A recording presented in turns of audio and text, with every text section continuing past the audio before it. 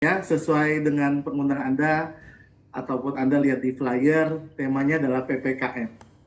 Dan saat ini kita sedang mendalami yang namanya mengalami yang namanya PPKM, Bapak Ibu ya. Jadi kalau kita bicara tentang yang namanya PPKM, ini adalah pembatasan kegiatan masyarakat ya. Jadi memang di saat PPKM ini semua serba dibatasi ya. Memang saat terakhir ini sudah lebih dilonggarkan. Kenapa? Karena ini demi kebaikan kita juga ya, PPKM ini supaya penyebaran COVID tidak menyebar terlalu hebat. Ya, dan kita tahu saat ini angka COVID yang terjadi di Indonesia itu saat ini mencapai pernah menyentuh beberapa hari lalu 40.000 lebih dan saat ini 36 ribuan terakhir kemarin Bapak Ibu. Dan kota-kota yang provinsi-provinsi yang banyak mendapatkan kasus COVID yang tinggi ini itu banyaknya di Pulau Jawa Bapak Ibu ya. Jadi ada di Jakarta, ada di Jawa Tengah, Jawa Barat, Jawa Timur, Yogyakarta. Itu yang paling tinggi. Dan terutama Jawa Tengah ini lagi sangat juga mengkhawatirkan selain Jakarta. Jadi Bapak Ibu, Anda yang berada di kota itu perlu waspada sekali ya. Tapi juga di luar Pulau Jawa juga banyak yang mendapatkan COVID ya. Tapi memang tidak sebanyak Pulau Jawa, tapi juga tetap harus hati-hati. Karena ini betul-betul sangat banyak. Nah, apalagi kalau kita tahu bahwa sekarang ini PPKM itu memberikan aturan yang sedikit longgar, salah satunya aturan makan 20 menit ya. Kalau Anda makan di tempat, di restoran atau di rumah makan atau di warteg 20 menit ya. Jadi sebenarnya ini lebih longgar, tapi sebenarnya potensi penyebaran COVID bisa juga terjadi pada saat orang makan. Karena orang makan nggak pakai masker ya. Apalagi kalau mereka ini makannya itu berdempetan seperti ini di warteg, udah nggak pakai masker, ini punya potensi untuk menyebar. Nah, makanya kalaupun Anda terpaksa harus makan di rumah makan, Anda sebaiknya jaga jarak ya. Jaga jarak, jangan seperti ini ya. Karena ini sangat berbahaya juga, apalagi nggak pakai masker. Oke, nah hari ini ya, hari ini kita akan lihat bahwa kita akan selalu disarankan untuk vaksinasi ya. Vaksinasi itu sangat penting Bapak Ibu supaya orang itu mempunyai kekebalan atau antibodi ya. Nah, jadi protokol kesehatan pun harus dipenuhi ya, yaitu mencuci tangan dengan sabun selama 20 detik. Kenapa harus 20 detik? Ya, berarti karena kalau cuma 5 detik itu nggak cukup begitu ya. Kemudian juga kemudian menggunakan masker ya untuk menghindari penyebarannya. Menghindari kerumunan ya, kerumunan orang banyak. Menjaga jarak 2 sampai 6 meter ya. Sekarang bukan hanya 1 meter, 1,5 meter, 2 meter itu jarak yang paling minim diizinkan. Kalau bisa 6 meter ya. Nanti kenapa alasannya kita akan bahas. Kemudian mengurangi mobilisasi ya atau pergerakan, atau jangan sering keluar rumah, stay at home ya. Menghindari makan bersama. Nah, terutama yang tidak serumah. Kalau serumah apa boleh buat, karena memang sudah di rumah kan nggak pakai masker kan biasanya satu rumah. Tapi kalau beda rumah kita nggak tahu ya. Ya kalau memang bisa tidak makan bersama lebih bagus lagi gitu. Dan yang paling penting saat ini adalah vaksinasi. Jadi dengan adanya vaksinasi ini membuat kita lebih punya kekebalan tubuh ya. Bukan berarti dengan vaksinasi ini 100% kita pasti kebal, tidak. Tapi paling tidak gampang kena COVID, ataupun kalau kena COVID tidak berat Bapak Ibu ya. Oke. Nah, makanya hari ini ya saya akan membahas tentang yang namanya PPKM ya. Nah, jadi yang namanya PPKM Bapak Ibu. Jadi PPKM ini judulnya adalah pakai produk kesehatan meningkat gitu. Oke. Nah, jadi kalau kita bicara tentang pakai produk ini, nah dalam arti produk Greenwood yang nanti kita akan sharingkan juga, ini bisa membantu meningkatkan imunitas ya, bisa meningkatkan imunitas Anda Bapak Ibu. Jadi kalau Anda dibantu dengan produk, imunitas Anda akan meningkat begitu, ya. Nah, ini yang kita akan bahas. Nah, jadi kalau kita bicara tentang imunitas tubuh, ya, imunitas tubuh ini penting sekali Bapak Ibu. Sekarang sebenarnya yang paling penting imunitas tubuh atau daya tahan tubuh, ya. Imunitas atau daya tahan tubuh. Nah, jangan sampai imunitas atau daya tahan tubuh kita ini rendah. Kalau rendah, kita gampang sakit. Sebenarnya bukan hanya virus COVID ya, tapi juga kondisi seperti alergi. Bagi Anda yang punya alergi, kalau imunitas tubuhnya rendah, itu gampang muncul. Ya. Kemudian juga selain itu juga adalah seperti kanker ya. Jadi kalau imunitas rendah, orang gampang kena kanker Bapak Ibu. Makanya imunitas ini bukan hanya terhadap virus, tapi juga terhadap bakteri gitu. Recording in progress. Nah, jadi hari ini kita akan berbicara tentang bagaimana menjaga imunitas tubuh kita gitu ya. Jadi kalau kita bicara imunitas tubuh kita ini penting kita jaga. Nah, sekarang kalau kita bicara imunitas tubuh, nah, maksudnya seperti apa gitu. Jadi kalau ada serangan dari luar, ya, misalnya orang asma misalnya, ada debu dari luar. Nah, itu adalah antigen. Nah, pada saat debu ini atau antigen berupa debu ini masuk dalam tubuh kita, ya, tubuh kita ini akan memproduksi yang namanya antibodi. Nah, ini adalah bagian dari imunitas kita. Antibodi yang dihasilkan ini akan membentuk serangan yang pas dengan antigen yang masuk ini. Makanya kalau yang bentuk ini ilustrasinya dalam bentuk bintang yang antibodi yang menangkapnya juga langsung membentuk tempatnya seperti bintang gitu. Yang bentuknya segi lima ya antigennya misalnya bakteri tertentu atau virus COVID. Nah, pada saat dia masuk antibodi kita berusaha melawannya. Tergantung berapa kuat. Kalau kuat dia bisa melawannya, tapi kalau dia kurang kuat dia kalah. Akhirnya virus ini masuk ke dalam tubuh kita dan merajalela. Nah, ini seperti itu Bapak Ibu yang terjadi. Nah, begitu juga pada virus COVID-19 tergantung antibodi kita. Jadi imunitas tubuh kita kalau bagus, antibodinya bagus. Nah, kalau antibodinya bagus, dia bisa melawan virus COVID-19 ini, ya. Nah, hari ini saya akan cerita lebih update lagi tentang coronavirus. Saya akan berusaha menyempurnakan penjelasan tentang coronavirus ini. Bagi Anda yang sudah mungkin mendapatkan banyak informasi, Anda bisa melengkapi di sharing saya pada malam hari.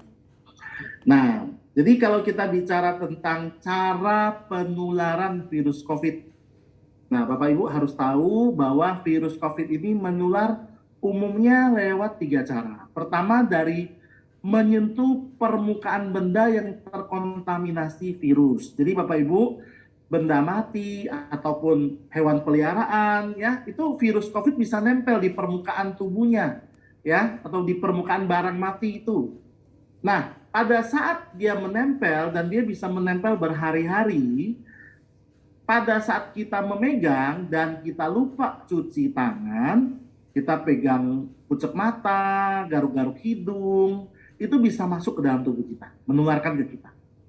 Makanya penting sekali kita mencuci tangan dengan air mengalir dengan sabun selama 20 detik. Kenapa dengan air mengalir dan harus pakai sabun?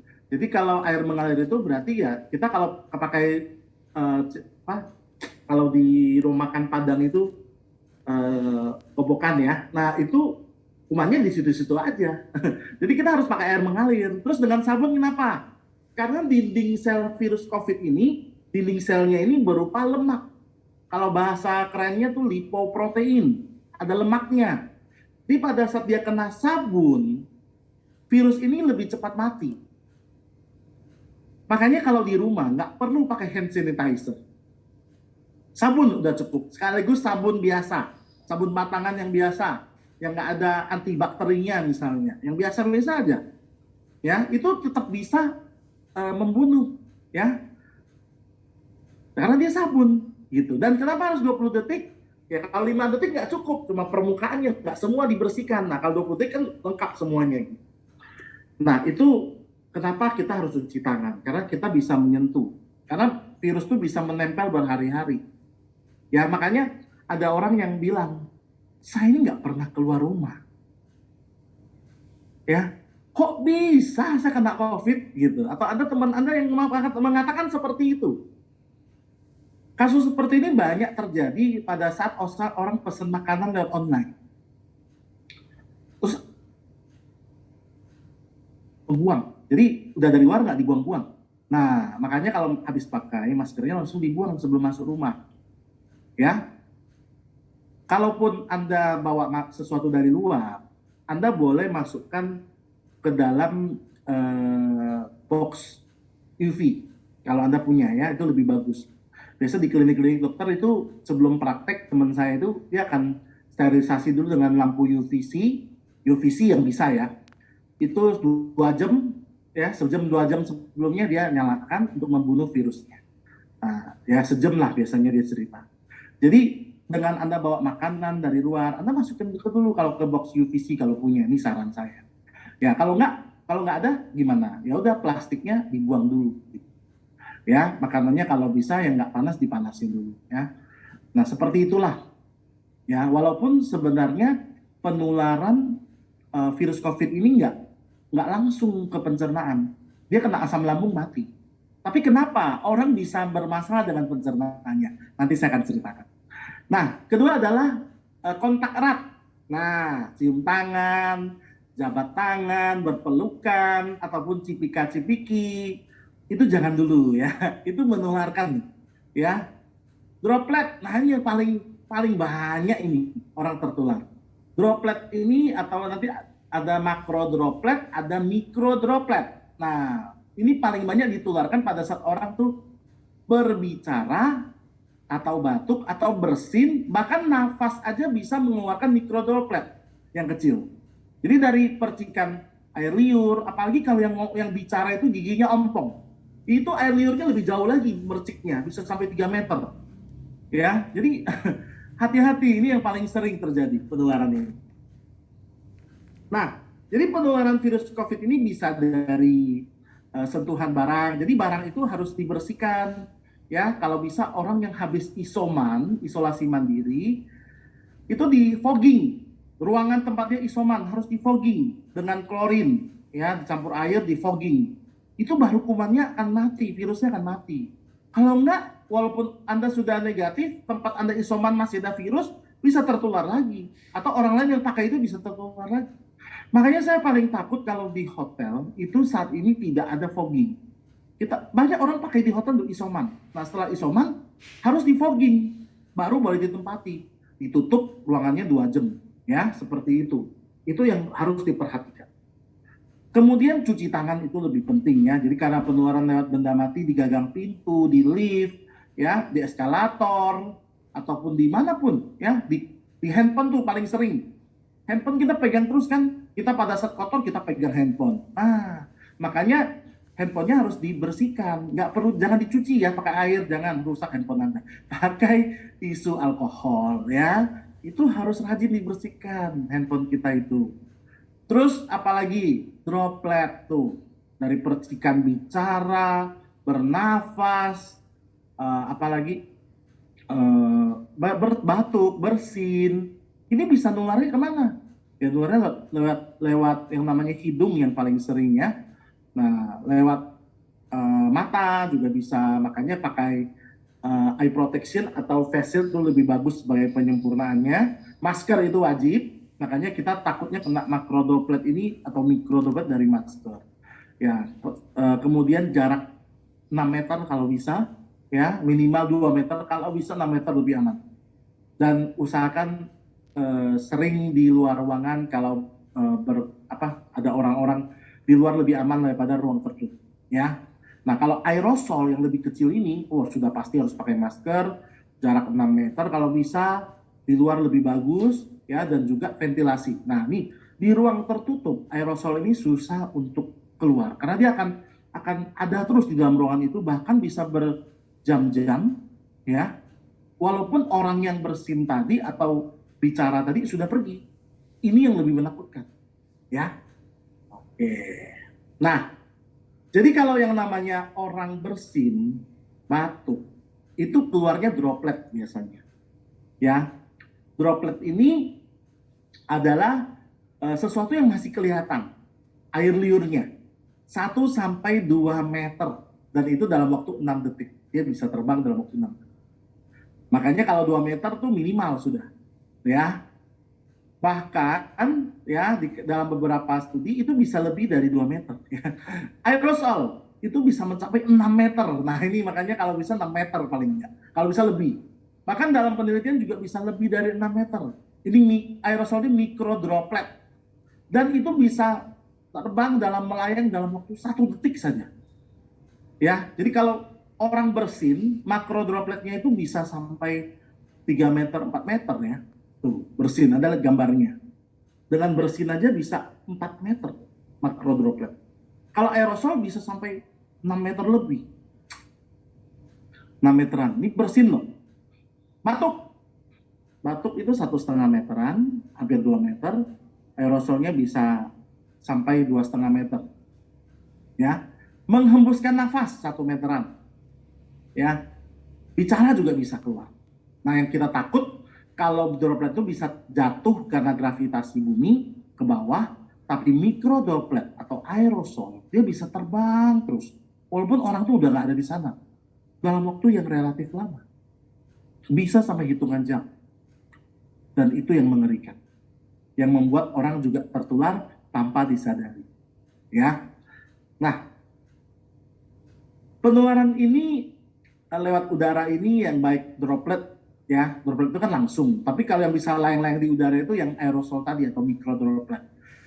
Itu mikro droplet ini lewat udara. Bisa ditiup angin sampai kemana-mana.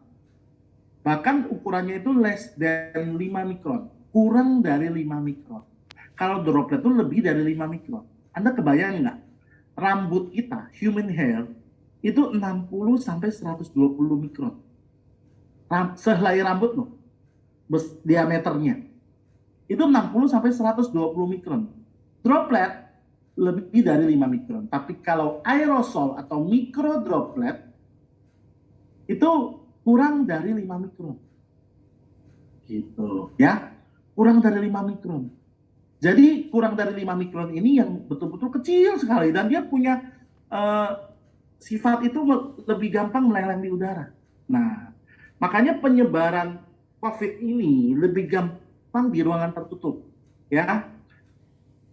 Rumah sakit, gedung perkantoran, naik bus, itu.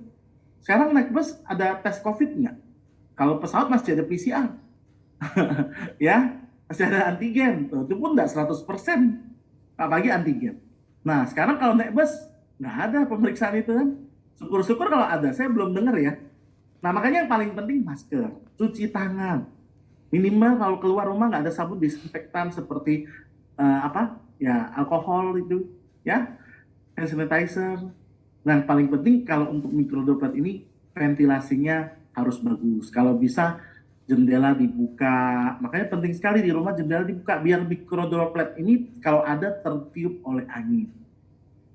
Nah, makanya sekarang ini restoran-restoran di luar negeri, misalnya di Amerika yang saya tahu, mereka lebih banyak buka restoran yang terbuka daripada yang tertutup. Karena mikrodroplet ini berbahaya.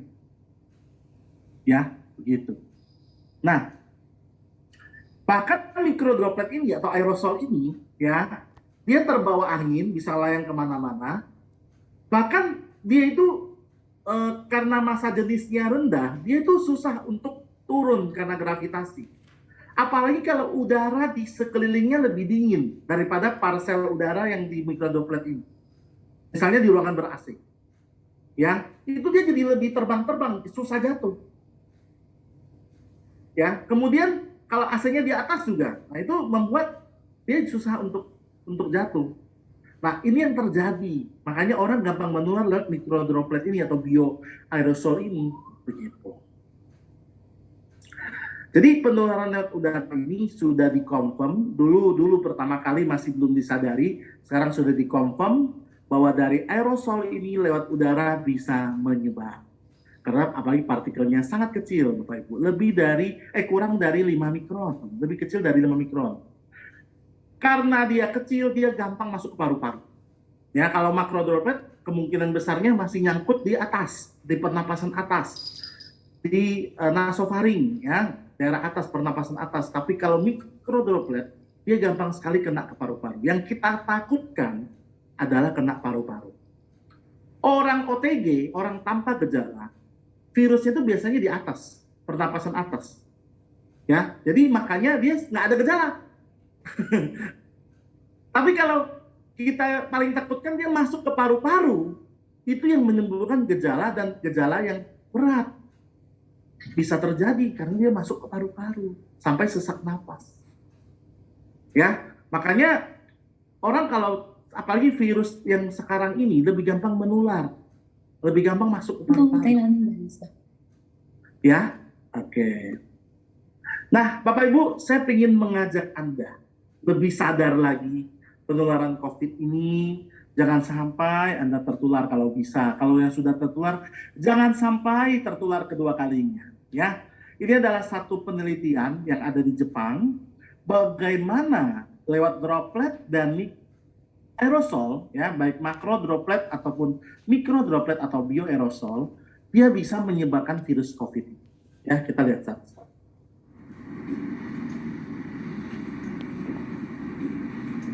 Experts are now looking at this new infection mechanism as the key to preventing the further spread of the virus.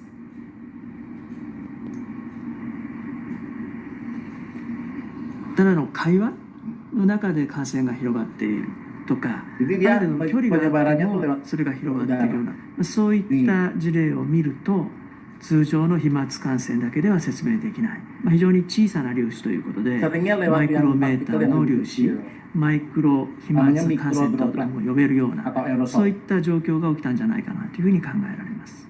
Ini percobaannya. So how does this take place? NHK is conducting an experiment with a group of researchers.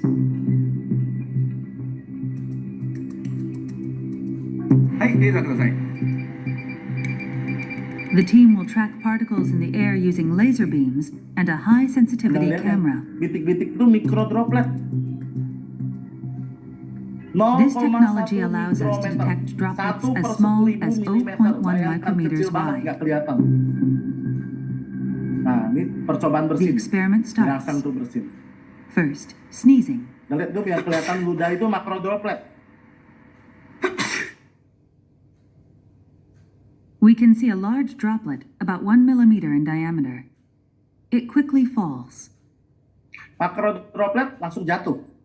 Tapi But let's bisa look sampai through the 2 high meter. sensitivity camera.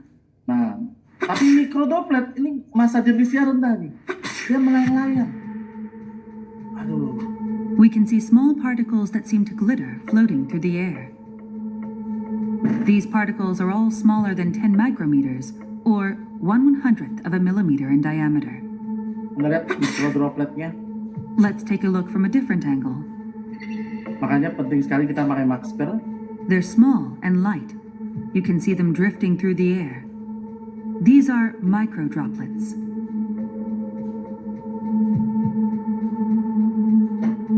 Ini kalau orang lagi berbicara, We're learning that sneezing isn't the makanya makan only source bersama of dengan these orang tidak droplets. serumah ini berbahaya. バナナボートとか乗ったら楽しいです。いや、 Ini 絶対 cara normal. めちゃくちゃ楽しい。僕かな We ran the same experiment on a close-range conversation. Ngeliat mikrodropletnya. Yang People terbang generate a lot of banyak sekali. microdroplets when they talk loudly.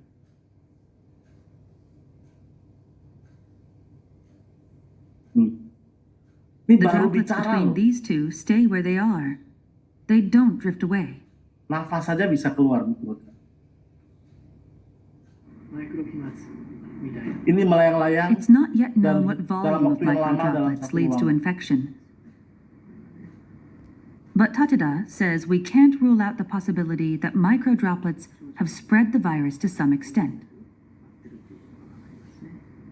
そのマイクロドロップ membawa 小さな粒子の中にもたくさんのですね生きたウイルスがいて、大きな声での会話、あるいは激しい息遣い、そういった中でですね、マイクロ飛沫ができて、それが近くの人、その人が吸い込むことによって感染が広がる、そういったリスクが見えてきたものと思います。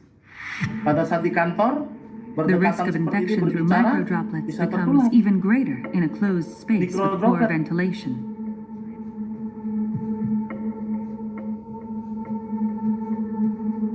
This lab is simulating the movement of microdroplets in an airtight room.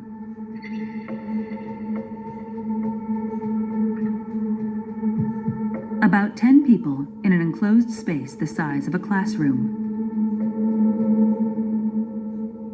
Anda lihat, A pada person saat coughs ada yang batuk, once bersin, mikrodroplet ini akan and melayang-layang spreads terus about 100,000 dalam satu ruangan droplets. tertutup, apalagi ruangan ber-AC.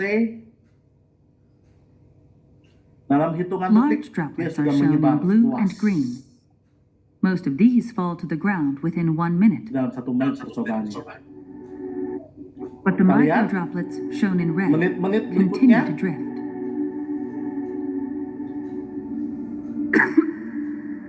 dalam hitungan detik This dia sudah simulation menyebar uses only luas. microdroplets. Menit ke-6, menit ke-7, 5 minutes menit later. ke-8, 9, 10, 11, 12, 10 13, minutes later. 14, sampai menit ke-20. Dia masih ada di ruangan itu 20 dan minutes later, melayang-layang. Bahkan bisa dalam the hitungan microdroplets jam are still floating in kalau nggak ada place. ventilasi yang baik. 空気がよどんでいると、つまり空気の流れがないということで、マイクロ飛沫そのものは、落ちたり、違う場所に動くことができませんので、長時間その場所にとどまるっていうことになります。But there is a way to prevent this stagnation of microdroplets.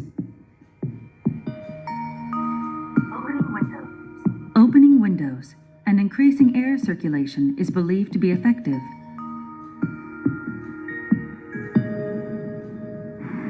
Ini, mikrodroplet. When you open a window,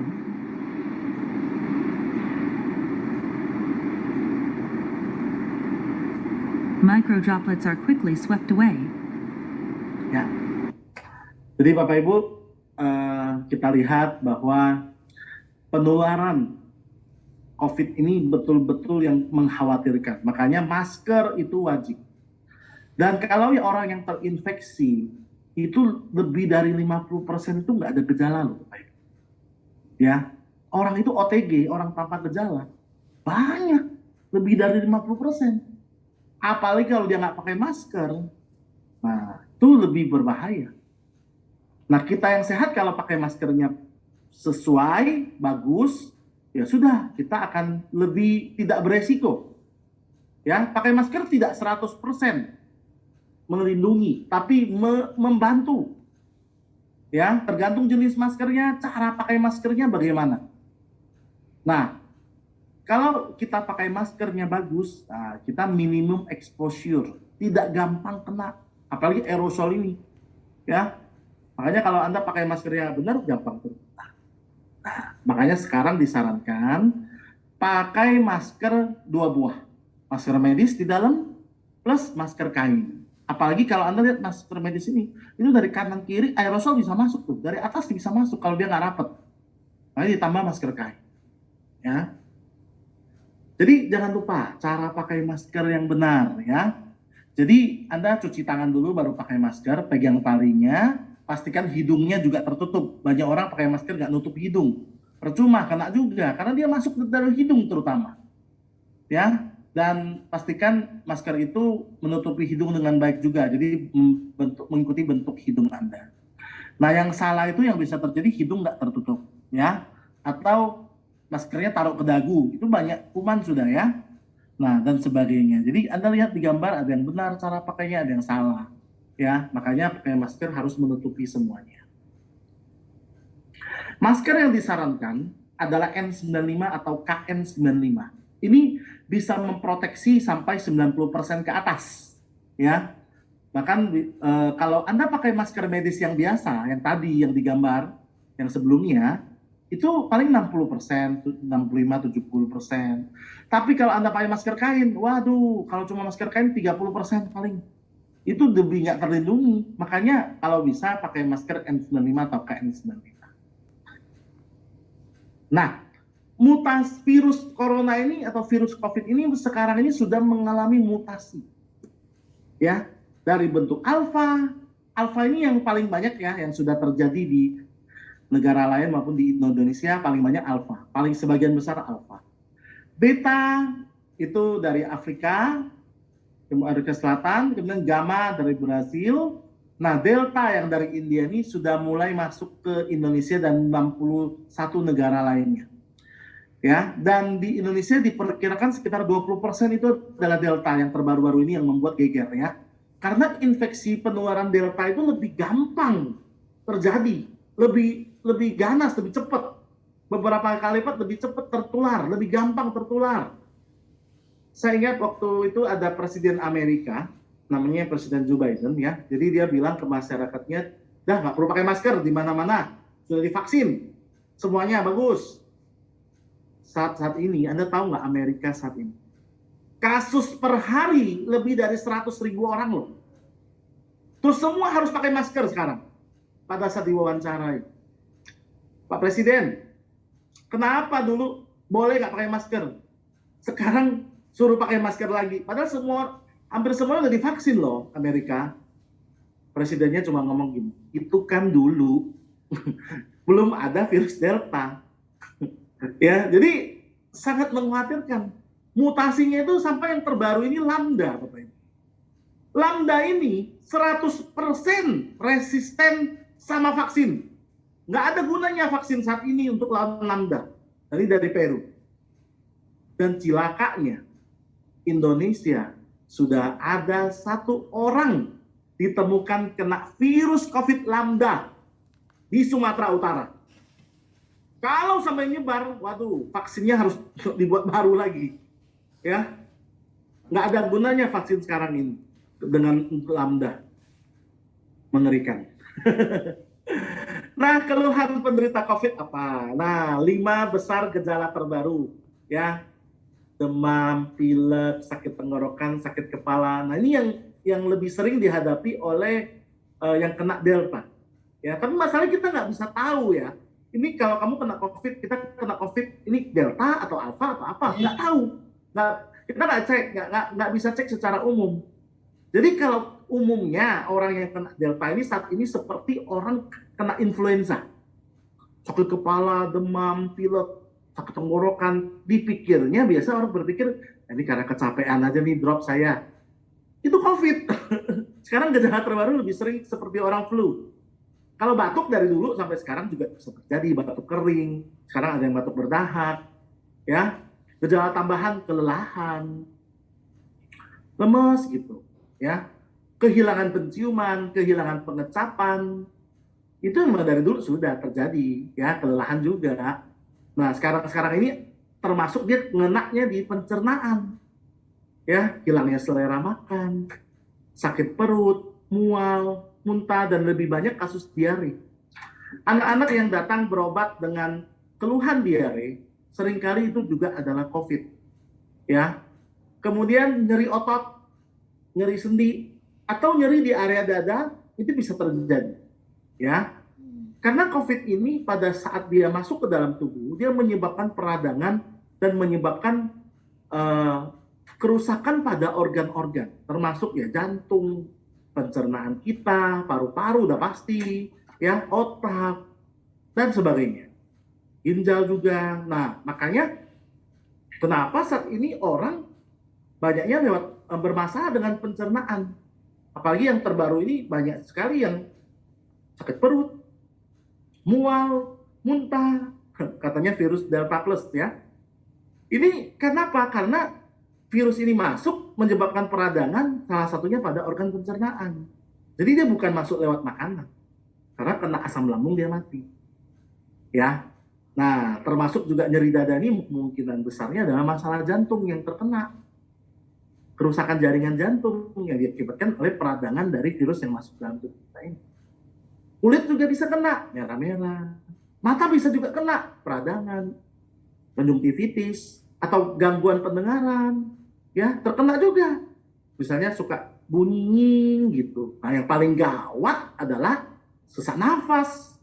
Jangan sampai terjadi. Kalau sudah terjadi, bahaya nih, oksigen turun.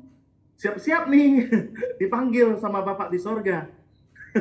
Iya, karena ini yang disebabkan kematian, ini sesak nafas ini, yang paling sering. Oke, pemantauan pada pasien yang isoman, atau pasien yang sudah COVID, ya, atau terduga COVID. Cek tensi, ya, pagi sore cek. Makanya kalau bisa ada waktu isoman harus punya tensi, kalau bisa. Nadi, ukur nadi. Ya, nadi yang normal adalah 60 sampai 100 kali per menit. Biasanya dicek tensi sudah ada nadinya, alat ceknya. Apalagi beli aja yang digital. Ketiga adalah kadar oksigen, oximeter. Bisa beli di online, tapi hati-hati palsu, banyak yang palsu saat ini. Biasanya ditesnya pakai pulpen atau pensil dicolokin, malah dia kebaca. Harusnya nggak kebaca, itu kan bukan makhluk hidup. Ya, kalau jari baru kebaca. Kalau dia kebaca juga pada pensil, bukan pensil itu hidup ya, tapi oximeternya yang palsu. Terus udah itu oximeter itu kalau diukur, nah jangan sampai kurang dari 95. Apalagi di bawah 90, wah ngeri ya. Di bawah 93, wah itu bahaya ya, udah mulai bahaya. Udah mulai turun. Yang usahakan 95 ke atas. Sesak nafas. Nah ini harus dipantau nih, sesek nggak? Karena bisa terjadi hipoksia, ya. Oksigen sirkulasinya jadi nggak bagus di dalam pernapasannya.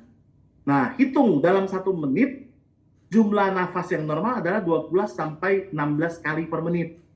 Kalau orang kena COVID, biasanya sesek dan nafasnya dalam 1 menit itu lebih dari 20 kali. Ya, 24, 28, terus sesek makin tinggi. Kalau rumah sakit penuh atau nggak bisa masuk, nggak bisa pergi rumah sakit, isolasi mandiri dengan cek ini semua.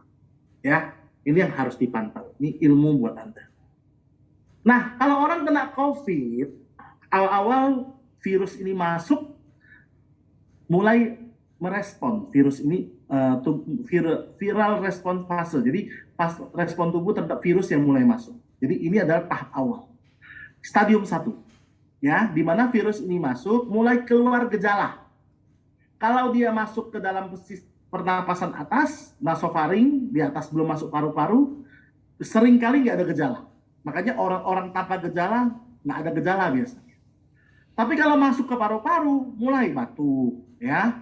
Ataupun sekarang ini batuk dan mulai, nah di tahap kedua, biasanya gejala ini masih berlanjut, mulai sakit kepala, ya, atau misalnya dia nyeri di dada, udah mulai menyerang organ, mulai. Karena di sini mulai terjadi inflamasi, peradangan, ya. Nah, kemudian muncul inflamasi yang peradangan yang lebih kuat lagi di stadium 3, hiperinflamasi, ya. Fase hiperinflamasi itu peradangan yang berhebat ini disebabkan karena gini, pada saat virus ini masuk, tubuh kita kan keluarin antibodi, namanya sitokin. Nah, dia untuk respon tubuh terhadap keluaran dan masuknya virus ini. Virus masuk makin banyak, sitokin yang dihasilkan makin banyak. Nah, sitokin ini makin banyak, akhirnya terjadi reaksi yang namanya peradangan. Ya, makin banyak lagi, peradangannya lebih hebat.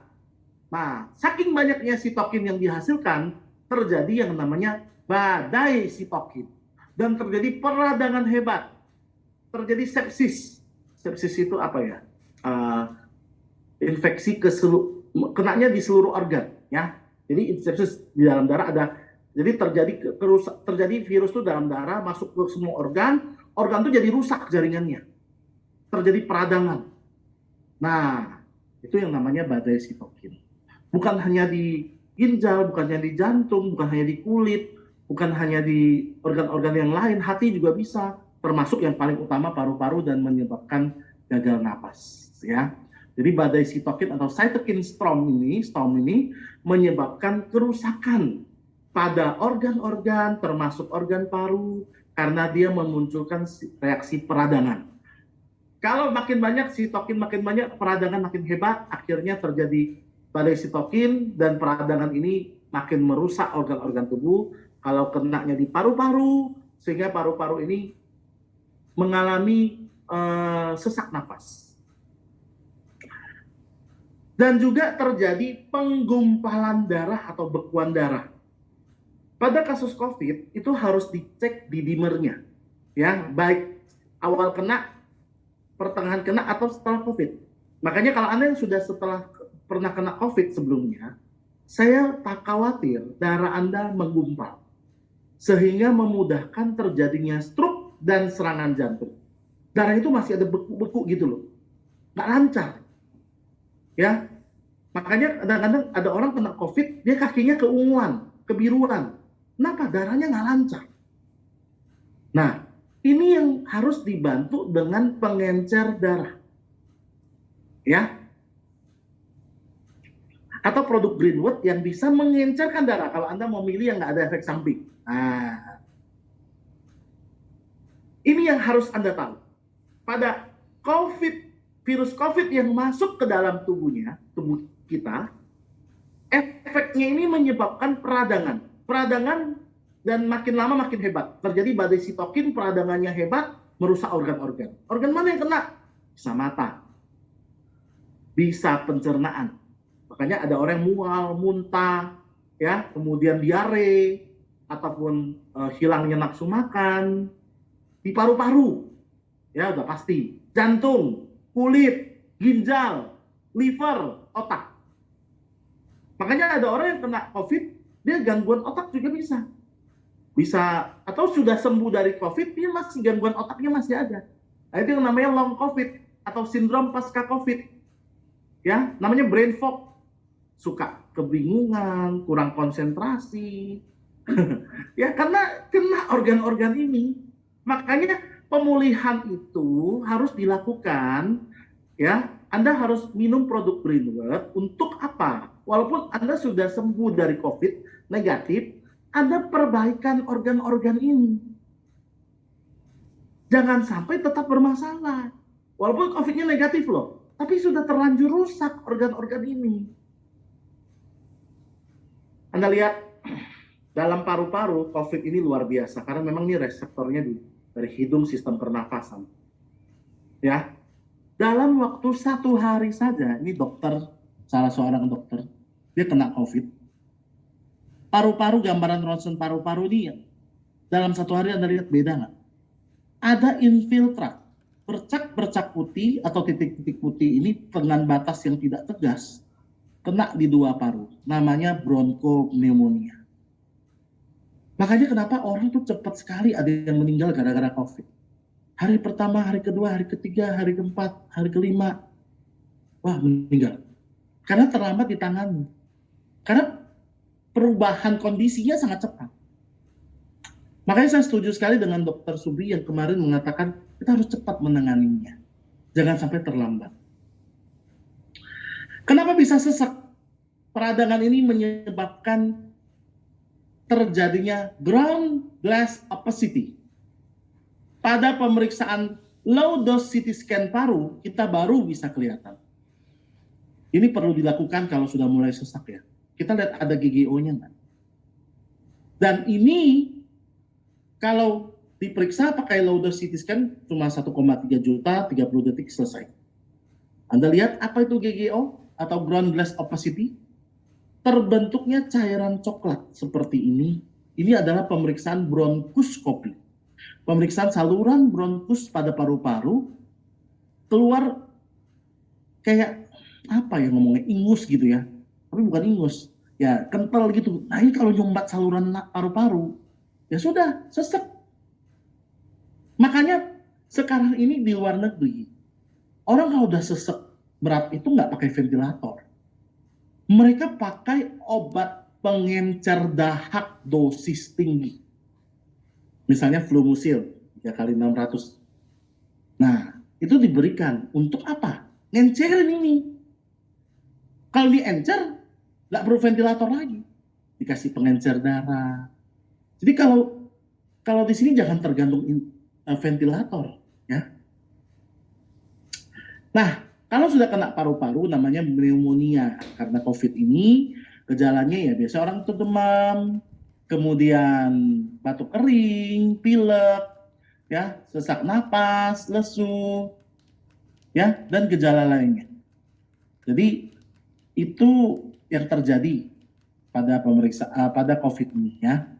Siapa yang rentan terkena? Ya pastinya orang yang imunnya rendah, ya, orang lansia, itu lanjut usia, 65 tahun ke atas gampang sekali terkena. Orang dengan penyakit penyerta, diabetes.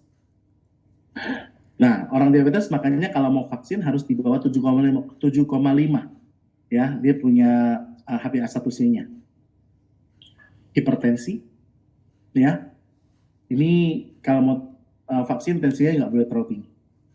Jadi ini pun orang yang rentan kena COVID. Pasien asma karena paru-parunya sudah bermasalah, rentan sekali kena COVID. COVID gampang sekali masuk ke paru-paru menyebabkan pneumonia dan terjadi GGO dan akhirnya meninggal karena sesek, kegagalan napas. Orang dengan penyakit hati ini gampang parah kalau kena COVID. Orang dengan masalah jantung, mau jantung bocor, jantung sumbat, ya, ini gampang kena COVID, dan kalau kena COVID seringnya kena paru-paru dan seringnya meninggal kalau tidak tahan. HIV, ya, HIV juga sama, dia risikonya tinggi. Kalau mau vaksin dia harus dengan syarat tertentu. Kemudian kanker, ya, orang kena kanker gampang juga kena COVID karena daya tahan tubuhnya lemah. Makanya kalau kita nggak sakit apa-apa, kita perlu jaga daya tahan tubuh. Sekarang ini banyak anak muda kena COVID. Kenanya itu bukan tanpa gejala, jadi bergejala, drop, meninggal. Karena apa? Daya tahan tubuh yang kurang, suka begadang, ya, dan sebagainya. Makan nggak teratur, stres, ya. Nah, kapan waktu yang tepat untuk tes swab? Jadi kalau Anda nggak, misalnya Anda ketemu teman Anda, besoknya teman Anda positif nih. Wih, Anda kan kaget nih. Ya kalau kena biasanya kan orang bilang tenang. Sekarang belum yang ngomong gitu biasanya sih nggak berasa, ataupun kalau waktu dia kena dia ringan ya. Tapi kan kita gimana pun pasti deg-degannya ya. Nah, jadi kalau udah kena, Anda bisa bergejala, bisa tidak. Nah, kalau tidak bergejala, Anda cuma terpapar tapi tidak bergejala, Anda mau tahu nih, Anda kena atau enggak nih, ketular atau enggak? Tes PCR. Paling baik kapan? 8 hari setelah terpapar. Tapi kalau Anda habis ketemu teman Anda, ada gejala seperti yang tadi kita bahas, batuk, pilek, sakit kepala, ya, demam. Nah, itu Anda perlu cek PCR 3-5 hari setelah muncul gejala. Tapi kalau mau tes antigen, paling baik kalau nggak ada gejala 5 hari setelah terpapar, atau kalau ada gejala 1-5 hari sampai muncul gejala. Ya, setelah muncul gejala, saya ralat ya, tulisannya sama. Nah, tes PCR yang salah satu kalau sudah positif yang dilihat adalah CT-nya. CT itu singkatan dari cycle threshold. Yang normal adalah 40 ke atas, sehat. Ya, semakin rendah, semakin banyak virusnya, semakin berat COVID-nya. Jadi kalau CT-nya paling di bawah 10, oh berat banget. Di bawah 15 aja udah berat. Ya, 20 masih agak-agak tenang lah. Yang penting dilihat ada gejala nggak, sesek ada nggak, itu yang paling penting. Makanya pantau 4 hal tadi. Ya kalau 30 ya masih agak tenang lah ya. Nah, termasuk kalau usaha penyembuhan dilihat perkembangan CT-nya naik nggak. Nah, itu yang dipantau dari CT-nya, tes PCR-nya. Nah, secara umum obat dan oksigen ya. Yang penting saat ini kalau ada positif COVID ya, obat-obatnya kalau di rumah sakit ataupun biasanya di isoman juga dokter resepkan misalnya asitromisin, ya, misalnya Zithromax 500 mg satu kali satu atau 2x1 tergantung kondisinya. Antivirusnya isoprenosin, jangan pakai yang boten-boten ya kayak Avigan gitu, jangan. Apalagi pakai yang obat cacing, ivermectin. Aduh. Jangan orang tawarin apa langsung minum. Saya punya temen ya, dia orang nawarin apa dia minum. Yang seneng tukang obatnya. Lienhua dia minum, apalagi obat apa tawarin minum, vitamin apa, yang nggak jelas ya, yang nggak jelas tuh. Bukan vitamin malah, dia bilang ini. Akhirnya apa? Livernya pecah. Lu rusak, SGPT-nya sampai 1.000 lebih. Sampai ribuan. Itu yang terjadi. Pencair dahak, nah ini diberikan nih, penting nih. Kalau kena COVID, walaupun batuk-batuk belum sesek, minum pencair dahak. Paling nggak dosis rendah. Misalnya Flumisil 3 kali 100. Ya, itu diminum sudah. Atau nanti Anda bantu dengan Cordyceps yang ada, kalau mau yang alaminya, herbalnya. Itu untuk membantu mencairkan dahaknya. Minum dengan air hangat yang banyak. Itu kalau dari alami, pasti obat punya efek samping. Tapi dibandingkan efek sampingnya, pencair dahak harus P3K ya, pokoknya P3K. Ya.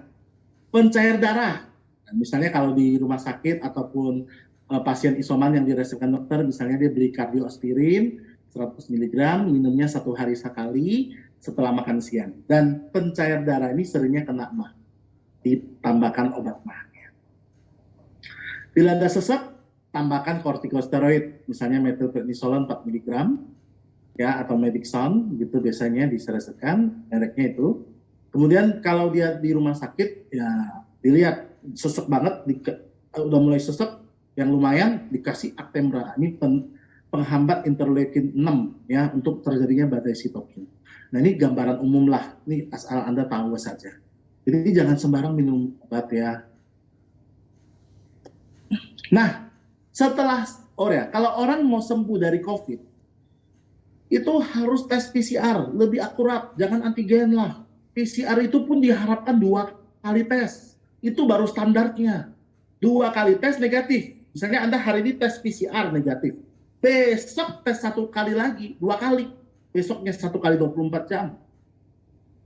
Walaupun sudah negatif, bisa terjadi gejala-gejala yang masih berlanjut. Kenapa? Tadi saya bilang, dengan virus ini masuk terjadi peradangan pada semua organ. Sehingga kerusakan jaringan di organ-organ itu masih bisa terjadi. Ya, sehingga menimbulkan gejala. Namanya long COVID atau sindrom pasca COVID. Misalnya batuk, masih batuk, udah negatif, masih batuk. Nah, berarti paru-parunya masih bermasalah nih. Ya, butuh Cordyceps nih, gitu. Nafasnya pendek, masih sesek-sesek gitu. Butuh Cordyceps untuk betulkan paru-parunya. Nyeri otot, aduh ototnya masih sakit-sakit nih. Nah, butuh kalsium untuk ototnya supaya nggak cedera, nggak bermasalah lagi gitu maksud saya. Bukan cedera ya. Sakit kepala, otaknya nih. Atau masih suka bingung, suka nggak konsentrasi, suka lupa. Karena otaknya sempat kena. Lemes, kelelahan, gangguan pencernaan, masih suka mual, diare. Bantu dengan nutrisi untuk pencernaan. Nanti kita cerita dari produk Gillenwood. Kemudian kehilangan konsentrasi daya ingat otaknya dan sebagainya. Ada yang masih telinga yang berdenging, ya, dan sebagainya.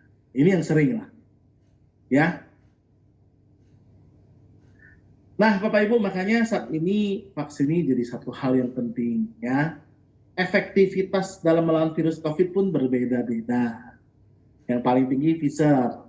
Ya, kenapa berbeda-beda? Dosisnya berbeda. Makanya kalau Anda suntik Sinovac sama suntik AstraZeneca, lebih hebat bereaksinya tuh AstraZeneca. Sinovac jarang ya bereaksi yang hebat ya, adalah yang sakit kepala, ya tapi nggak sehebat AstraZeneca, ya. Jadi kalau mau dibilang yang Sinovac ini tidak terlalu reaksi ya. Jadi kalau habis suntik vaksin kita bereaksi itu memang wajar. Karena yang masuk tuh antigen kan. Apalagi Sinovac, Sinovac itu kan memang virus yang dilemahkan. Jadi pada saat masuk ya reaksinya mirip-mirip kena COVID gitu, mirip-mirip, tapi nggak kena COVID. Dan itu cuma sementara. Banyak minum air hangat, ya. Anda juga boleh bantu dengan produk supaya reaksinya itu cepat berkurang atau kalau terjadi nggak hebat. Makanya setelah vaksin, Anda boleh bantu dengan minum produk untuk membantu supaya efeknya nggak berbahaya. Ya, bukan berbahaya sih, efeknya nggak terlalu hebat gitu maksud saya. Berbahaya sih nggak, ya. Jadi kalau kita bicara vaksin ini, ya saat ini sudah harus ke depannya mulai sekarang udah diumumkan 3 kali vaksin. Yang sebenarnya standarnya vaksin itu 3 kali. Cuma ya politik lah ya. Oke. Nah, cara kerja vaksin. Dia pada saat kita vaksin itu kita masukkan virus COVID yang dilemahkan. Ya, misalnya Sinovac kan virus COVID yang dilemahkan. Antibodi kita mulai mengenal, ya, mulai mengenal dengan sel memorinya, ya. Nah, pada saat nanti kena COVID yang beneran, jadi nggak gampang, kalaupun kena nggak parah, karena dia sudah mengenal, sudah membentuk antibodinya yang pas, gitu. Begitu juga kalau orang sudah pernah kena COVID pertama kali, kedua kali dia masih bisa kena nggak? Bisa, tapi gejalanya nggak sehebat yang pertama biasanya, karena sudah ada sel memori. Ya, nih, setelah divaksin, ini adalah vaksin pertama, di mana yang perlu Anda perhatikan, setelah divaksin itu bukan tubuh kita kebal terhadap COVID serta-merta. Bahkan di hari 0 sampai 7 hari pertama, antibodinya belum terbentuk sama sekali. Masih 0. Gampang sekali kena COVID.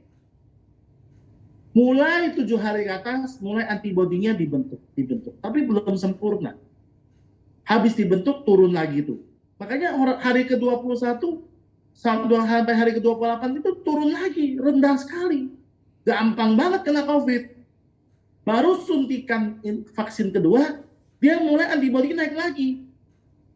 Ini contohnya kalau yang suntik keduanya sekitar hari ke-28 ya. Tapi kan kenyataannya yang AstraZeneca kan bisa sampai 12 minggu kan. Pokoknya suntikan kedua dia mulai naik lagi. Nah, antibodi mulai terbentuk. Ya, nanti setelah suntikan ketiga, bahkan dikatakan antibodi bisa naik 10 sampai 20 kali. Makanya setelah divaksin pun, Anda jangan lupa jaga imun tubuh. Makan teratur, jangan stres, minum produk Greenwood untuk membantu meningkatkan dari segi nutrisi untuk imunitasnya. Makanya setelah vaksin, banyak orang kena lagi, kena COVID. Sampai orang berpikir, jangan-jangan karena vaksinnya ini. Orang nggak paham. Jadi harus bantu dengan minum produk setelah vaksin. Ya, harus betul-betul lebih jaga. Karena antibodinya nggak langsung terbentuk. Biasanya 2 minggu setelah vaksin kedua baru mulai terbentuk. 2 minggu sampai 4 minggu. Apalagi kalau sudah vaksin ketiga, lebih oke lagi. Tapi itu pun kita harus jaga terus daya tahan tubuh kita. Waktu itu bisa turun kalau kita nggak jaga daya tahan tubuh. Nah, oke. Jadi daya tahan tubuh ini, atau imunitas tubuh ini tergantung oleh beberapa hal. Ya, kita bahas satu persatu. Istirahat atau tidur yang cukup. Jadi usahakan tidur itu 6-8 jam, kalau bisa 8 jam dan tidurnya nyenyak. Memang pada saat orang kena COVID bisa terjadi gangguan tidur, atau long COVID-nya juga bisa gangguan tidur. Makanya Anda bisa bantu dengan produk Greenwood, salah satunya namanya sleep care ya, untuk membantu tidur. Ya. Kemudian juga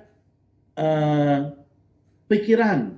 Nah, pada saat kita stres, ya, jadi jangan stres.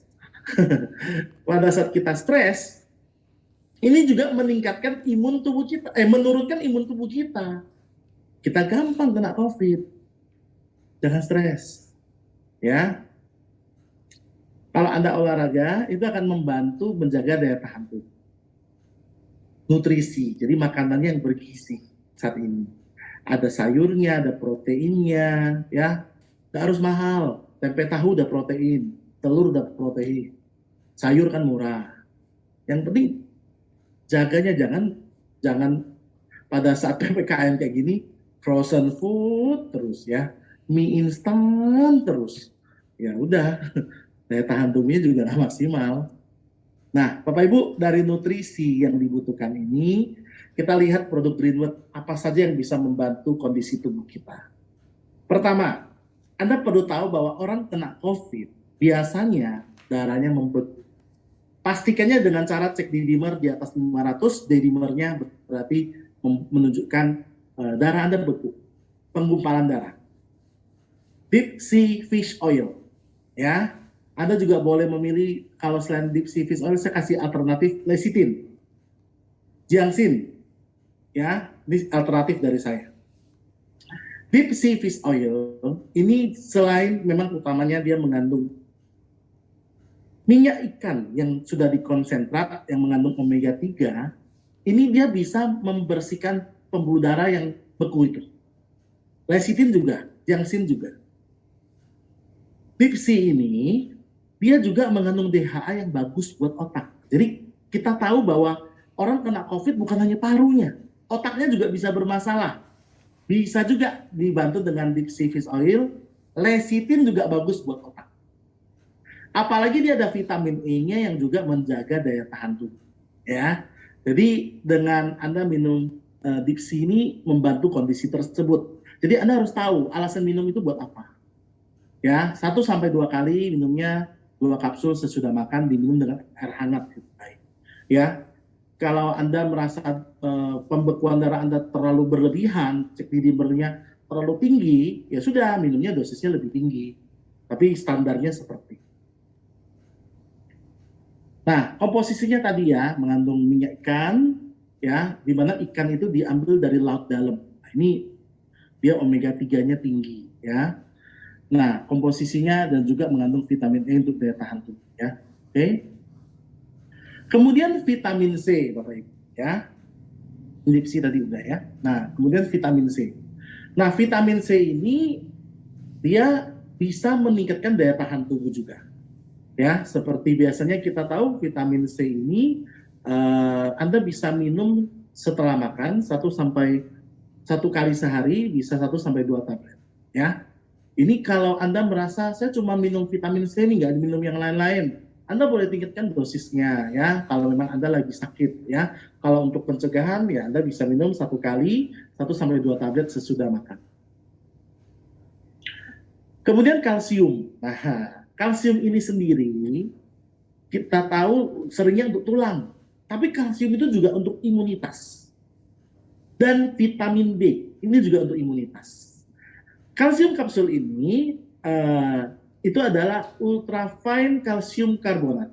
Jadi kalsium karbonat ini adalah kalsium yang daya serapnya sangat bagus, ya, dan ini dalam partikel yang sangat kecil, ya, dia gampang diserap oleh tubuh. Dan vitamin D. Nah, vitamin D ini lagi viral sekarang kan, memang dia gunakan selain untuk fungsinya untuk tulang, untuk mencegah kanker atau penyakit jantung, diabetes, dia juga meningkatkan imunitas vitamin D ini.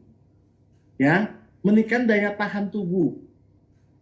Dan memperbaiki, bukan vitamin D-nya, kalsiumnya, memperbaiki pencernaan. Jadi kalau tadi Anda ingat cerita saya, pada COVID itu bisa bermasalah pencernaannya. Mual, muntah, diare, sakit perut, boleh dibantu dengan kalsium karena dia bisa memperbaiki masalah pencernaan. Ya, apalagi diare, ya. Karena dia adalah salah satu nutrisi yang juga membantu. Kemudian cara minumnya 1-2 kapsul sesudah makan dengan air hangat. Ya, ini adalah kalsium kapsul. Berbicara tentang vitamin D dalam meningkatkan daya tahan tubuh, ya, itu juga ada pada kalsium mineral powder atau CMP. Kalsiumnya lebih bagus lagi, kalsium protein. Ya, makanya harganya lebih tinggi karena memang kualitas kalsiumnya paling the best di sini. Kalsium protein ini daya serapnya sangat tinggi, 95% ke atas, ya. Dan dia gampang sekali larut dalam tubuh kita. Diserapnya maksimal. Nah, dia juga bersama vitamin D meningkatkan imunitas dan memperbaiki pencernaan. Nah, cara membuatnya campur dengan air 60 sampai 70 derajat Celcius. Jadi enggak perlu Anda ukur pakai termometer.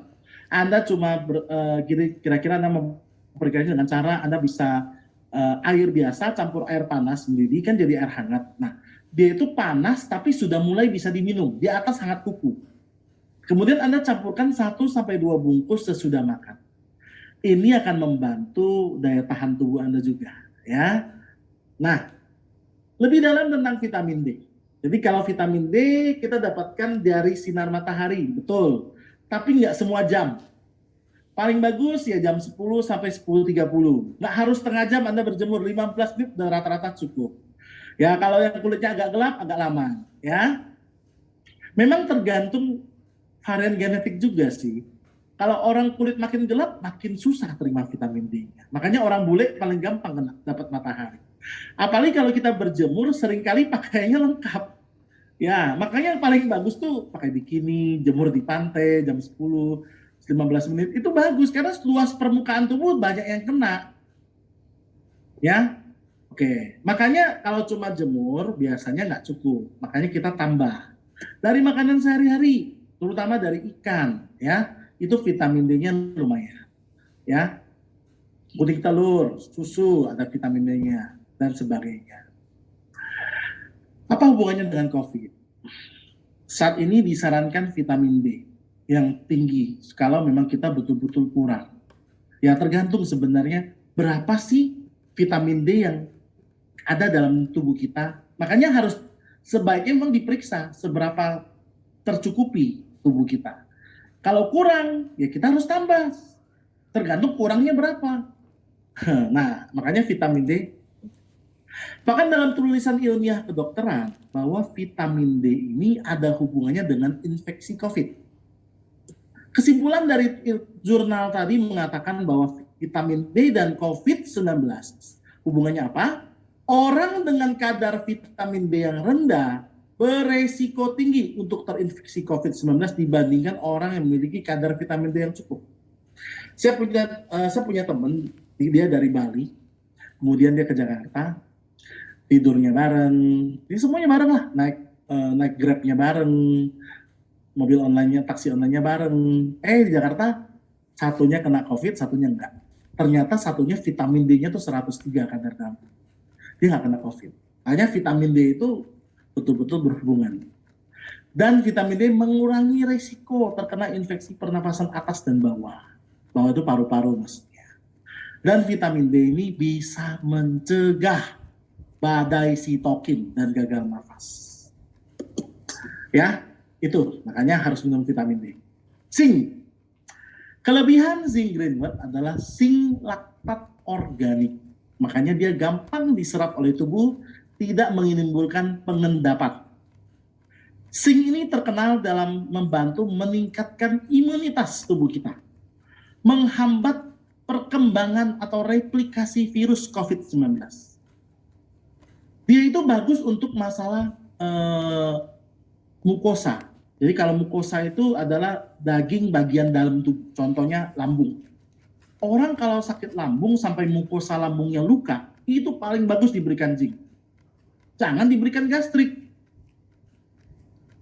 Zinc itu bisa untuk lukanya. Ini kalau bicara sakit ma ya. Zinc ini bisa memperbaiki luka pada sakit ma-nya, termasuk masalah pencernaan pada COVID ini, diare. Ya, zinc ini bagus untuk membantu masalah diare. Di rumah sakit sering loh dikasih, kalau orang anak-anak diare kasih zinc. Jadi kalau ini terjadi pada anak, berikan zinc anak. Ini kan zinc dewasa.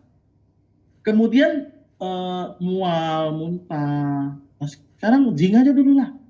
Apalagi zinc ini sekaligus untuk menghambat penyebaran virus, meningkatin daya tahan tubuh kalau belum kena. Kalau sampai kena, hilang penciuman, pengecapan. Nah ini zinc ini juga bekerja di saraf. Ya, nah masalah penciuman, pengecapan ini, nah terbantu dari zinc ini.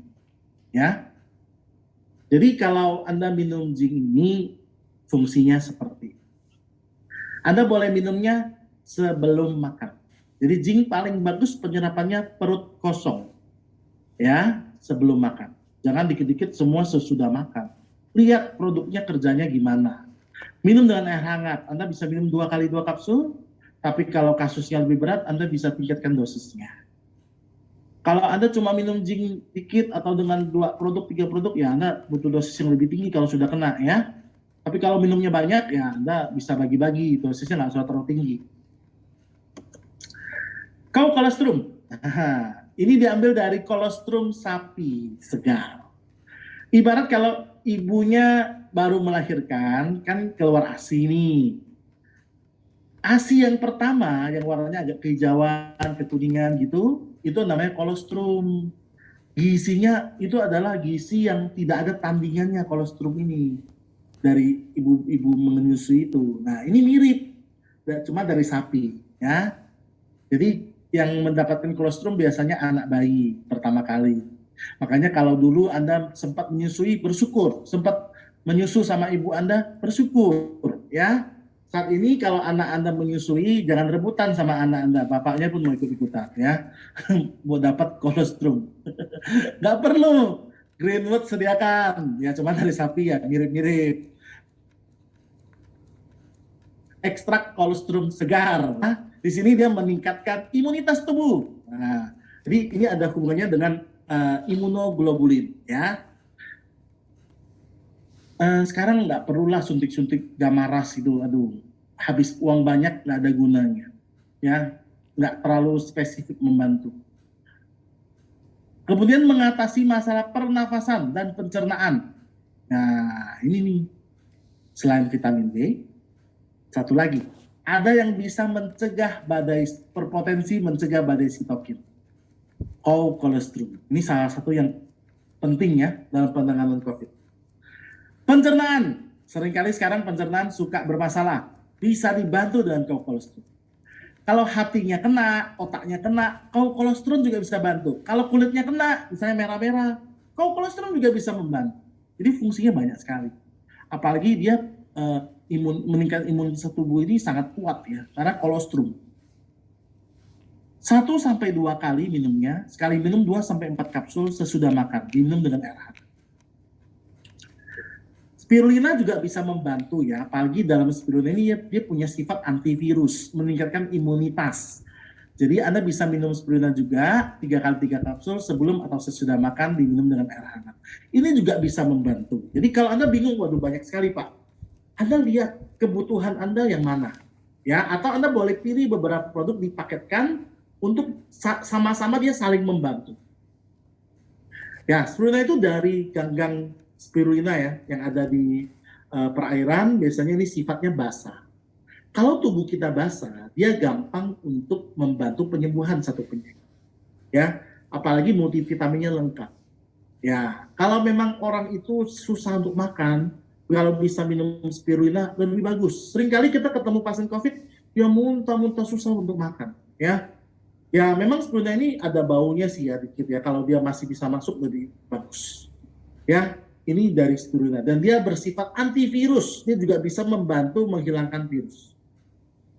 Nah, jadi spirulina ini boleh diminum seperti itu caranya. Tadi 3x3 sebelum atau sudah makan diminum dengan air hangat, ya. Salah satu yang jadi unik di produk Greenwood adalah GW Cordy Capsule. Ya, ini isinya cordyceps. Dan dia bisa diminum 1-2 kali, 1-2 kapsul sesudah makan. Jadi kalau untuk pencegahan tuh dosisnya begitulah. Kalau Anda udah minum banyak produk lainnya, campur. Tapi kalau ini tunggal atau temennya itu cuma 1 atau 2 macam, kalau bisa dosisnya agak tinggi, 2 kali 4 gitu, atau 3 kali 4 gitu. Karena lebih dia kan temennya nggak banyak. Misalnya kalau Anda minum cordyceps sama colostrum aja atau sama zinc aja, ya kalau bisa di 3 kali 4. Tapi kalau udah banyak ada BB corn lagi, ya sudah dosis agak sebegini atau agak tinggi, nggak apa-apa. Bahkan ini cordyceps ini merupakan salah satu budidaya Tiongkok yang bisa betul-betul meningkatkan imunitas tubuh. Dia bagus buat ginjal dan paru-paru. Makanya cordyceps ini dia bisa untuk mencegah berpotensi untuk mencegah badai sitokin. Jadi ada 3 produk yang berpotensi mencegah badai sitokin. Ya. Tahu colostrum, Greenwood, Cordy, ya. Satu lagi adalah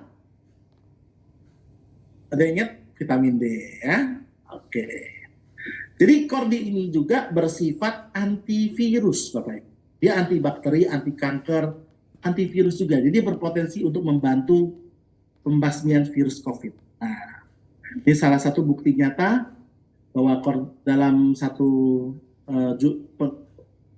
literatur dikatakan oleh guru besar dari Brawijaya, FMIPA, bahwa jamur cordyceps bisa membantu sembuhkan COVID, efeknya dalam hitungan jam. Jadi Cordi kapsul ini Anda bisa minum sesudah makan. 1-2 kali, 1-2 kapsul, ini dosis minimal. Jadi 2 kali 2, ya kalau ada banyak teman-temannya. Tapi kalau temannya nggak banyak, Anda boleh naikkan dosisnya 3 kali 4 Bahkan kalau sudah kena, apalagi udah mulai sesek-sesek 3 kali 10. Seperti itu. Baru efeknya terbantu. Tapi saya sarankan kalau Anda minum dosis tinggi, bertahap dosisnya. Terakhir, blueberry. Ini adalah produk andalan dari Greenwood. Saya sangat bangga sekali menceritakan blueberry ini karena antioksidannya tinggi. Berpuluh-puluh kali lipat dari vitamin C, Bapak. Ya. Jadi kalau Anda minum blueberry, ini memang harganya nggak murah. Tapi worth it dibandingkan vitamin C. Vitamin C itu ya kelas biasa. Perlu kelas biasa. Tapi kalau ini eksklusif. Antioksidannya tinggi. Semakin tinggi antioksidan, nah tadi saya katakan kekuatan antioksidannya itu berpuluh-puluh kali lipat dari vitamin C. Dan antioksidan yang tinggi bukan hanya punya kemampuan untuk mencegah, tapi bisa melawan. Ya, jadi satu box ini bagi teman-teman yang baru bergabung ini Anda perlu 12 botol dan 1 kali 1 minumnya sehari. Tapi kalau Anda mengalami kondisi yang lebih berat, Anda bisa naikkan 2 botol sehari atau 3 botol sehari. Ini konsentratnya, ya. Jadi induknya di sini. Jadi kalau sudah terjadi badai sitokin, ini dibantu dengan BB-Con ini minumnya 2 kali sehari atau 3 kali sehari. Di samping 3 produk tadi. Ya. Kandungan antioksidan yang khusus dalam BB ini adalah antosianin. Jadi kalau Anda lihat ya, dia bisa mencegah peradangan. Jadi senyawa-senyawa herbal atau sesuatu yang diminum yang bisa mencegah peradangan. Dalam hal ini namanya anti-inflammatory. Ya. Dia bisa mencegah badai sitokin. Kerusakan pada paru, jantung, otak bisa diatasi. Jadi bagi Anda yang lagi kena COVID ataupun setelah kena COVID, BB-Con ini bagus untuk memperbaiki kondisi jantung atau otak yang sempat terkena karena peradangan multi organ. Ya, bahkan antosianin yang ada dalam BB-Con ini bisa menembus sawar darah otak. Jadi dia bisa efektif terjadi otak. Jadi keluhan daya ingat menurun, kebingungan, ya, sakit kepala yang diakibatkan karena COVID bisa dibantu dengan BB-Con. Termasuk nyeri dada, ya, atau sesak di paru-parunya itu bisa dibantu. Ya, pernafasan kronis. Jadi kita tambah lagi 1 produk untuk mencegah badai sitokin. Vitamin D, Cordi, kolostrum, dan 1 lagi BB-Con. Yang kita takutkan itu badai sitokin. Termasuk yang post-COVID syndrome, ya. Termasuk yang post-COVID syndrome ini, dia juga bisa mengalami yang namanya tadi batuk. Itu karena paru-parunya masih ada yang rusak jaringannya, walaupun COVID-nya negatif. Kemudian penyakit liver itu bisa terjadi karena badai sitokin ini juga menyerang hatinya, ya. Kemudian juga anjuran pemakaiannya, Anda bisa minum 1 botol sehari setelah makan. 1 botol 50 ml itu sama dengan 300 gram blueberry segar. Blueberry juice juga bisa membantu Bapak Ibu ya, karena antioksidannya termasuk lumayan tinggi. Dia mempunyai kandungan berry yang banyak di sini. Ada blueberry, blackberry, cherry, dan juga raspberry. Jadi di sini efek antioksidannya juga tinggi. Dan Anda bisa minum sehari 2 bungkus ya. Kalau bisa langsung 2 bungkus lebih bagus. Kalau nggak bisa 2 kali satu. Anda bisa campur dengan 150 ml air yang di bawah 50 derajat atau campur dengan jus buah ya. Nah, Anda bisa juga minum juga kalau memang mau ngopi, kalau bisa yang blueberry, mengandung blueberry karena mengandung antioksidan. Nah, salah satu lagi yang bisa membantu, terutama bagi sekarang ini banyak menghadapi pasien COVID yang susah makan, Anda boleh menggantikan daripada dia nggak makan Nutrimax Greenwood ini. Kenapa? Karena kandungannya saya lihat bukan hanya blueberry, ya. Dari blueberry udah 50%. Proteinnya ada, lecithinnya ada, serat buah sayurannya bagus, termasuk natopeptide ini yang bisa menghilangkan penggumpalan darah, ada kacang-kacangan, ada asam malat dikit. Nah, jadi ini kondisi yang nutrisi yang bisa diberikan pada orang yang terutama dia susah makan pada saat dia mual-mual terus muntah. Anda boleh bantu dengan. Nah, dan Anda bisa memberikan ini campur dengan jus bisa ya. Kira-kira 40 mili sampai 60 mili ya, sepertiga gelas atau setengah gelas kalau gelasnya agak kecil, campur dengan kira-kira 10 gram ya, 1 sampai 2 sendok teh lah gitu ya. Anda boleh campurkan air dingin boleh juga kalau nggak ada jus, atau campur ke bubur boleh, susu hangat boleh ya. Jadi dibuat hangat juga boleh, tapi jangan terlalu panas, hangat ya. Seperti bikin CMP tadi. Nah, Nutrimax ini ada 2, ada yang ukuran besar, kalau ukuran kecil dalam bentuk pouch, ya. Ini bisa juga membantu. Oke, Bapak Ibu, demikian adalah sharing dari saya. Saya berharap informasi saya pada malam hari ini bisa memberikan manfaat yang luar biasa buat Bapak Ibu semuanya. Dan acara ini saya bersyukur supaya saya sudah bisa sharing kepada Anda. Dan saya kembalikan acara ini kepada MC kita, Miss Sania Ulansari. Terima kasih.